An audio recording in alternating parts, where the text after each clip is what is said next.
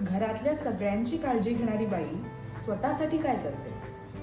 Women's डेला फक्त फुलं, गिफ्ट्स, साडी पुरेशी नाही आहे. स्ट्रॉंग बॉडी सुद्धा हवी आहे.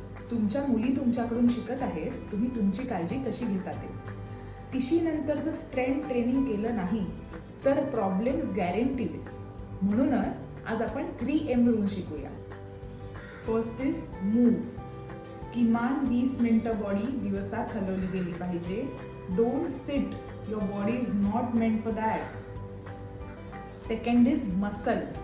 आपले मसल्स आपल्या बोन्सना प्रोटेक्ट करतात.